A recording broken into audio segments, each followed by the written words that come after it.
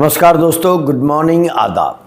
बिहार विधानसभा चुनाव जैसे ही समाप्त हुए वैसे ही केंद्र सरकार ने और भारतीय जनता पार्टी ने दो अलग अलग एक्शन लिए, लेकिन दोनों ही एक्शन पारदर्शिता, जवाबदेही और नैतिकता पर बड़े प्रश्न खड़े करते हैं। ऐसा प्रतीत होता है कि एनडीए गठबंधन को लगने लगा था कि उनकी प्रचंड जीत होने वाली है। शायद इस कारण रिजल्ट आने से पहले ही भारतीय जनता पार्टी ने बिहार से आने वाले अपने वरिष्ठ नेता आरके सिंह को निलंबित कर दिया था। ये पहली घटना है जो चुनाव नतीजे आने से पहले भारतीय जनता पार्टी ने आरके सिंह को बाहर का रास्ता दिखाकर की, या बाहर का रास्ता दिखाने का मार्ग प्रशस्त कर की। दूसरी घटना केंद्र सरकार के एक निर्णय से जुड़ी है, और वो निर्णय है राइट टू इन्फॉर्मेशन एक्ट में एक महत्वपूर्ण बदलाव। ये बदलाव बड़े हौले से, बड़े धीमे से, बड़े चालाकी से किया गया, लेकिन इसके नतीजे भी बहुत गंभीर होने जा रहे हैं। तो चलिए आज चर्चा करते हैं इन दो मुद्दों पर। पहले बात करते हैं आरके सिंह साहब की। आरके सिंह बिहार से हैं, वरिष्ठ आईएएस ऑफिसर हैं, काफ़ी बड़े आईएएस ऑफिसर रहे, केंद्र सरकार में गृह सचिव तक रहे। वे साधारण नेता नहीं कहे जा सकते हैं। 1975 में वो आईएएस में निकले थे और उनको बिहार कैडर, जो उनका होम कैडर था, वही अलॉट हुआ था, और तब से अब तक उन्होंने केंद्र सरकार में और बिहार सरकार में बड़े पदों पर काम किया। ये वही डीएम साहब हैं जिन्होंने 1990 में समस्तीपुर में लाल कृष्ण आडवाणी जी की रथ यात्रा को रोक दी थी और उनको गिरफ्तार कर लिया था। यही आरके सिंह साहब आगे चलकर आडवाणी जी जब गृह मंत्री बने थे अटल जी की सरकार में, उस दौरान केंद्रीय गृह मंत्रालय में जॉइंट सेक्रेटरी बने। बेहद ईमानदार छवि के आरके सिंह आडवाणी जी के करीबी भी माने गए। ये बात दीगर है कि 90 में उन्होंने आडवाणी जी को गिरफ्तार किया था। मनमोहन सिंह जी की जब सरकार थी, यूपीए 2 की सरकार, तब आरके सिंह भारत के केंद्रीय गृह सचिव बनाए गए थे और ये उनका ही कार्यकाल था। ये बड़ा गौरतलब है, इसको सुनिएगा कि आरके सिंह साहब के ही कार्यकाल में मालेगांव ब्लास्ट सहित कई मामलों में सैफरन टेरर, भगवा आतंकवाद की चर्चा सुर्खियों में आई थी, और बतौर केंद्रीय गृह सचिव आरके सिंह ने भगवा आतंकवाद को पुष्ट किया था, कंफर्म किया था। लेकिन रिटायर होने के बाद वे अचानक भारतीय जनता पार्टी में शामिल हो गए और नरेंद्र मोदी जी के, प्रधानमंत्री जी के बेहद करीबी बन गए। नरेंद्र मोदी सरकार में वे केंद्रीय ऊर्जा मंत्री बनाए गए। इसे आप ऐसे समझ सकते हैं कि पहले जब वो नौकरशाह थे तब उन्होंने असाधारण काम किया, उसके बाद जब वो राजनीति में आए तो वहाँ भी उन्होंने असाधारण काम किया, उनका अनुभव भी असाधारण है। ऐसे में जब यकायकी आरके सिंह ने बागी रुख अपना लिया तो निश्चित तौर पर उसका प्रभाव बहुत ज़्यादा गहरा होना था। हुआ यूँ था कि बिहार चुनाव से ठीक 2 दिन पहले, पहले चरण के चुनाव से ठीक 2 दिन पहले आरके सिंह साहब ने, जो लंबे अरसे से बिहार के भारतीय जनता पार्टी के राजनेताओं के खिलाफ बोल रहे थे, जिनमें उप मुख्यमंत्री सम्राट चौधरी भी शामिल थे, जिनकी एजुकेशन को लेकर, जिनके शैक्षणिक योग्यता को लेकर बड़े प्रश्न खड़े हुए थे, उन सब के खिलाफ आरके सिंह खुलकर बोल रहे थे। इन आरके सिंह साहब ने बिहार चुनाव के पहले चरण के मतदान से ठीक पहले एक इंटरव्यू दिया, और इस इंटरव्यू में इन्होंने बड़ा खुलासा किया कि बिहार सरकार द्वारा अडानी समूह के साथ जो पावर परचेज एग्रीमेंट किया गया है, यानी बिजली खरीदने का जो समझौता किया गया है, वो अनुचित है, उसमें भारी घोटाला है। आरके सिंह चूंकि स्वयं केंद्रीय ऊर्जा मंत्री रह चुके हैं, इसलिए उन्होंने प्रमाणिक तथ्यों के साथ ये बात रखी कि 2400 मेगावाट की जो परियोजना अडानी ने बिहार में लगाई है, उसमें जो लागत दिखाई गई है वो बहुत बढ़ा चढ़ा कर दिखाई गई है। और मैं आपको बता दूं कि लागत के, किसी प्रोजेक्ट की कॉस्ट के अनुसार ही पावर परचेज एग्रीमेंट किया जाता है। तो आरके सिंह साहब ने ये कहा कि चूंकि लागत को 2400 मेगावाट की परियोजना की लागत को बहुत बढ़ा चढ़ाकर अडानी समूह ने दिखाया था, इसी कारण बिहार सरकार ने बढ़ी हुई लागत के आधार पर बिजली की दरें असामान्य रूप से बढ़ाकर तय की।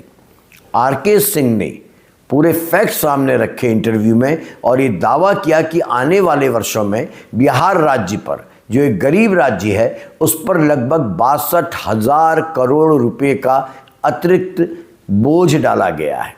इसे आप सरल भाषा में 62,000 करोड़ का घोटाला कह सकते हैं।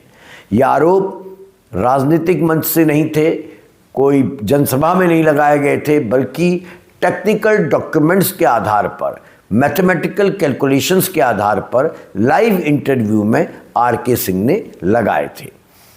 और इसके बाद सबसे अजीबोगरीब घटना हुई कि इनके इंटरव्यू का वीडियो पहले एबीपी न्यूज़ चैनल ने एक्स, यानी जो पहले ट्विटर था, उसमें पोस्ट किया, लेकिन उसके कुछ ही घंटों बाद बिना कोई स्पष्टीकरण दिए इस इंटरव्यू को हटा दिया गया।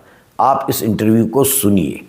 इस इंटरव्यू में आरके सिंह कितनी स्पष्टता के साथ, प्रमाणों के साथ, मैथमेटिकल कैलकुलेशंस के साथ ये बता रहे हैं कि भारी बढ़े हुए दरों में बिजली खरीदने का एग्रीमेंट बिहार सरकार ने अडानी के साथ किया। हुआ क्या, हमको आरोप मिला, ये एक चिट्ठी लिखा विशेष ब्लोअर ने कि साहब आपके राज्य में घोटाला हुआ है 1,40,000 करोड़ का। ये क्या है थोड़ा बताइए। हाँ, ये आपके सामने ये कहते हैं कि बिहार सरकार ने एग्रीमेंट साइन किया एक पावर प्लांट बनाने का 2,400 मेगावाट का, पीरपैंती में उसमें घोटाला हुआ है 1,40,000 करोड़ का। ये पीरपैंती वाले की बात, पीरपैंती वाले पर जी। दो है। एक तो कहा कि उसे जमीन फ्री दे दिया, एक आरोप। दूसरा आरोप था कि साहब सो रेट ज्यादा दिया गया, 6 रुपए और 7.5 पैसे पर यूनिट, जो ज्यादा है। देखा हमने। ये भी कहा गया कि साहब आज के दिन में जबकि रिन्यूएबल इतना बढ़ गया है तो रिन्यूएबल की ओर जाना चाहिए था। कुल मिला के कैलकुलेट किया 1,40,000। तो हमने यहाँ के मंत्री से पूछा, हम तो कुछ थे नहीं, लेकिन हमको आया, क्योंकि हम पूर्व मंत्री थे तो हम वैसे छोड़ते नहीं। हम ये भी कह सकते थे कि अभी हम कुछ नहीं, क्या करेंगे, नहीं। हमने मंत्री से पूछा, ऊर्जा मंत्री से, कि भाई क्या है, हमको ये आरोप आया। तो बोले ना सब ठीक है। तो बोले कागज भेज दीजिए जरा देख ले, हमको तो लिखा है, तो ऐसे तो हम छोड़ेंगे नहीं। बिहार के ऊर्जा मंत्री से? हाँ, उसे उनको कहा, तो फिर कागज भेजे नहीं, वेट किए। उसके बाद फिर हमने कागज ऊपर आया, किसी पदाधिकारी से काला के दिए, और हमने देखा कि इसमें तथ्य है। 1,40,000 करोड़ का घोटाला नहीं, 62,000 करोड़ का घोटाला है। ये थोड़ा बढ़ा चढ़ा के बोले, जैसे बोलता है। क्या घोटाला है, थोड़ा समझा। घोटाला समझा देते हैं। 2 भाग है। एक भाग है कि जमीन फ्री दे दिए, तो ये हमने ऊर्जा मंत्री से पूछा, तो उन्होंने कहा कि देखिए हम लोग पॉलिसी डिसीजन लिए कि नहीं साहब सो जहां इंडस्ट्री लगेगी वहां जमीन फ्री देंगे। तो हम बोले पॉलिसी डिसीजन है तो ठीक है, कोई बात नहीं, ऐसा नहीं हो कि हम पर्टिकुलर इंडस्ट्री के लिए दिए। चलिए साहब, हालांकि हम देखे नहीं पॉलिसी डिसीजन होगा, बोले हैं जरूर होगा। दूसरा, ज्यादा दाम पर दिए, तो ये हमने देखा, तो इसमें तथ्य है। क्या तथ्य है भाई? तो आज के जमाने में, जिस समय हम थे ऊर्जा मंत्री, उस समय 1 मेगावाट पावर प्लांट लगने के लिए करीब कॉस्ट आता था 5 करोड़, बढ़ते बढ़ते 5.5 पौने 6 हमारे रहते हुए। आज के दिन में जबकि ये आरोप लगाया, तो हमने इंडस्ट्री से पता किया, आज के दिन में पावर प्लांट लगाने का कॉस्ट है, कैपिटल कॉस्ट 9.5 10 मैक्सिमम जी, FGD लगा करके ये कैपिटल कॉस्ट है। हमने इंडस्ट्री से पता कर लिया, तो उस अगर वो 10 करोड़ भी हम मान लें, तो उसका फिक्स कॉस्ट आता है 2 रुपये 75 पैसे। यहाँ फिक्स कॉस्ट दिया गया है 4 रुपये 15 पैसे, 1 रुपया 41 पैसे पर यूनिट ज्यादा है ना। टैरिफ का 2 भाग होता है, एक फिक्स्ड और एक वेरिएबल कॉस्ट। वेरिएबल कॉस्ट कोयले के दाम के हिसाब से ऊपर नीचे होता है, बिल्कुल। उसको इसने 91 कोट किया, लेकिन उसका कोई मतलब नहीं है। कोयला का दाम कल बढ़ जाएगा तो हो जाएगा 2 रुपया 2.5 रुपया, उसको छोड़िए। फिक्स कॉस्ट 1 रुपये 41 पैसे ज्यादा। ये कुल मिला करके अगर 2,400 मेगावाट में बिजली का उत्पादन होगा साल भर में, अगर हम ये लें % PLF, जो कि होता नहीं है, तो 2,100 यूनिट करोड़ 2,100 करोड़ यूनिट साल में पैदा होगा। लेकिन 85% पीएलएफ पर हम लोग कैलकुलेट करते हैं तो 1787 करोड़ यूनिट पैदा होगा साल भर में। हर यूनिट पर ₹1.41 ज्यादा मतलब क्या, जो कैलकुलेशन है फिक्स कॉस्ट का उसमें ऑलरेडी 15% 15.5% दिया हुआ है। ₹2.75 10 करोड़ मतलब कि फिक्स कॉस्ट ₹2.75 पर यूनिट, वो ऑलरेडी उसमें 15.5% का मार्जिन दिया हुआ है कैपिटल आउटले पर उसको रिटर्न, उसके ऊपर ₹1.41 यानी कि 2500 करोड़ पर ईयर एक्स्ट्रा, 25 साल में 62,000 करोड़ इसका घोटाला। अब ये कैसे है, ये क्या कहेगा? अच्छा, ये सब जानते हैं, जो ऊर्जा विभाग के सचिव हैं वो तो मालूम किया होगा कि कितना है कॉस्ट, बिना मालूम किया तो कोई नहीं करता है बिड जी। उसको मालूम होगा कि 9 साढ़े 9 करोड़ या 10 करोड़ मैक्सिमम है कैपिटल कॉस्ट, कैसे आपने दे दिया? उसको मालूम था। इससे भी जानकारी मिलती है कि उस समय जो एग्रीमेंट साइन होने के बाद तुरंत प्रेस नोट रिलीज किया, उस प्रेस नोट में कहा कि 24,000 करोड़ का ये इन्वेस्टमेंट आएगा, मतलब कि 2,400 मेगावाट मल्टीप्लाइड बाय 10।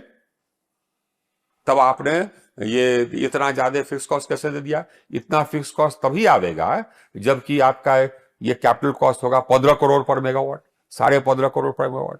ठीक है, तो उतना तो है नहीं, है तो 10 ही करोड़। तो आपकी जानकारी में आपने ये किया तो घोटाला एकदम भयंकर घोटाला है, जानबूझ के घोटाला। कौन कौन जिम्मेदार है सचिव, आप किसको जैसे ही एबीपी न्यूज ने कुछ ही घंटों बाद इस वीडियो को हटाया, इसकी चर्चा शुरू हो गई।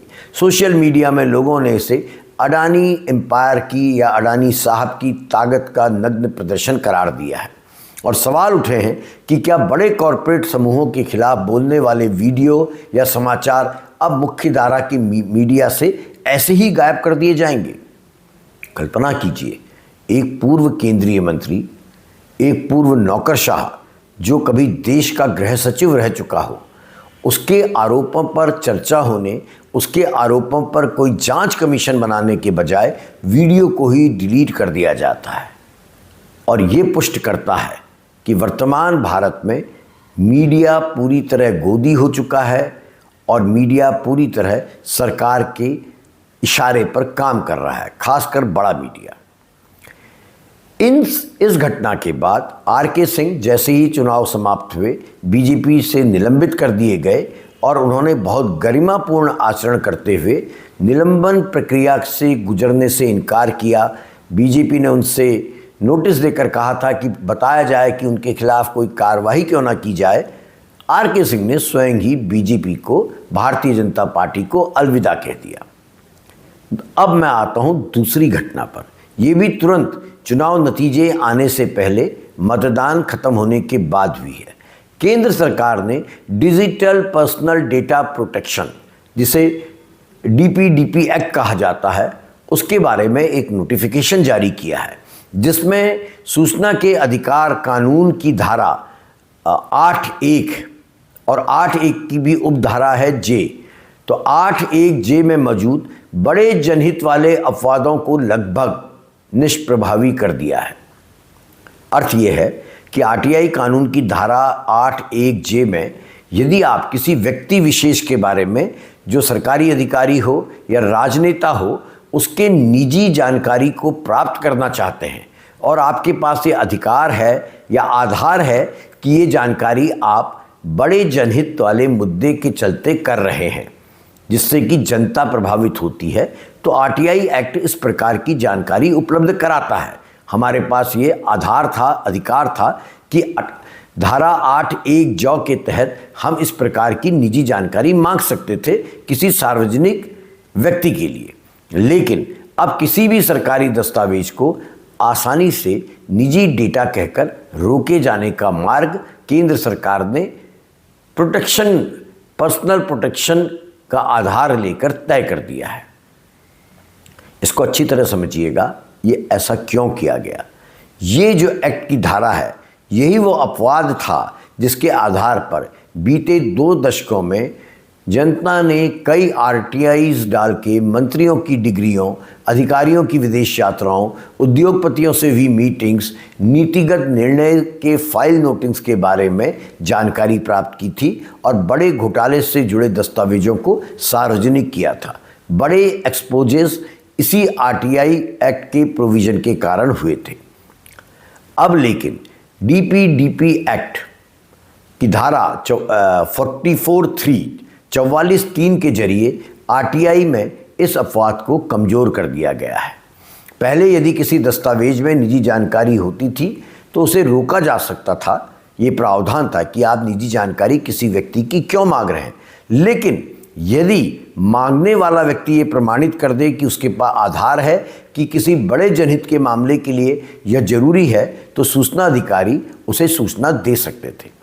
अब ये जनहित वाला सुरक्षा वॉल्व जो है हटा दिया गया है। सरकार किसी भी जानकारी को पर्सनल डेटा कहकर, निजी डेटा कहकर रोक सकती है और सूचना अधिकारी के पास जनहित का आकलन करने का अधिकार इस एक्ट के चलते लगभग समाप्त कर दिया गया है। इसका मतलब यह है कि यदि आप प्रधानमंत्री जी की डिग्री मांगें या किसी मंत्री की डिग्री मांगें, सम्राट चौधरी का जो एफिडेविट फाइल हुआ था इलेक्शन से पहले बिहार के डिप्टी चीफ मिनिस्टर का, उसमें जो उनको ग्रेजुएट या पोस्ट ग्रेजुएट दिखाया गया है, उसकी डिग्री किसी यूनिवर्सिटी से मांगें, या कोई विदेश यात्रा किसी अधिकारी या मंत्री ने की हो, या किसी कॉरपोरेट समूह के साथ कोई डील हुई हो, उसकी नोटिंग्स मांगें, मीटिंग्स की डिटेल्स मांगें, तो इन सबको पर्सनल डेटा बनाकर छिपाया जा सकता है। ये दोनों बदलाव या ये आरटीआई एक्ट का बदलाव ठीक उसी समय लागू किया गया जब आर.के. सिंह जैसे वरिष्ठ नेता अडानी ग्रुप और सरकारी अधिकारियों पर गंभीर भ्रष्टाचार के आरोप लगा रहे हैं। 62,000 करोड़ के घोटाले का आरोप एक पूर्व मंत्री ने लगाया और उसके तुरंत बाद ही उनको बाहर का रास्ता दिखा दिया गया और आरटीआई एक्ट में चेंजेस कर दिए गए। ये जो टाइमिंग है ये बताती है कि हमारी सरकार पारदर्शिता को मजबूत करने की दिशा में नहीं बल्कि उसको कंट्रोल करने की दिशा में बढ़ रही है। और ये आरोप पिछले 11 सालों से लगातार केंद्र सरकार पर और केंद्र सरकार के नेतृत्व पर, भारतीय जनता पार्टी के नेतृत्व पर लग रहे हैं। एक तरफ करप्शन के खिलाफ सरकार दावा कर रही है कि कोई भ्रष्टाचार नहीं होगा, जीरो करप्शन होगा, और दूसरी तरफ उसी के नेता, पूर्व केंद्रीय मंत्री, पूर्व गृह सचिव यदि करप्शन पर कुछ बोलते हैं तो उनको निलंबित कर दिया जाता है और करप्शन की जानकारी तक पहुंचने के रास्ते को कानूनी रूप से रोक दिया जाता है। इन दोनों घटनाओं का आप कह सकते हैं संयुक्त संदेश वो बेहद गंभीर है और स्पष्ट है कि सत्ता के खिलाफ बोलने की कीमत बहिष्कार है और सत्ता से सवाल पूछने की कीमत है सूचना के अधिकार को कम कर दिया जाना। जनता की निगरानी करने की क्षमता जो आरटीआई एक्ट ने हमें दी है वो जितना घटेगी सत्ता को उतना ही लाभ होगा, क्योंकि पावर जो है वो ट्रांसपेरेंट नहीं रह जाएगी। उसके जो निर्णय हैं उनके बारे में हम जानकारी प्राप्त नहीं कर पाएंगे। और डेमोक्रेसी में, लोकतंत्र में ट्रांसपेरेंसी का ना होना, अपारदर्शिता का होना एक बहुत बड़ा खतरा है, क्योंकि ट्रांसपेरेंसी के बिना अकाउंटेबिलिटी बची ही नहीं रह सकती है। इन तात्कालिक दोनों घटनाओं का सार यही है कि अब करप्शन पर मत बोलिए, जोखिम भरा है और करप्शन की जानकारी मांगना भी लगभग असंभव हो चला है। ये बेहद गंभीर मुद्दा है दोस्तों, बेहद चिंताजनक है। आरटीआई के तहत जानकारी मांगने वाले हम जैसे बहुत सारे लोग निश्चित रूप से चिंतित होंगे कि उनके अधिकार को सीमित किया जा रहा है। और भारतीय जनता पार्टी हो या कोई अन्य राजनीतिक दल हो, उसके कार्यकर्ता और उसके नेता भी चिंतित होंगे कि यदि उन्होंने अपने नेतृत्व के खिलाफ कोई बात कही या भ्रष्टाचार को उजागर करने का साहस किया और या फिर अडानी जैसे ताकतवर उद्योगपति के खिलाफ बोले, तो उनका भी राजनीतिक रूप से भविष्य समाप्त है।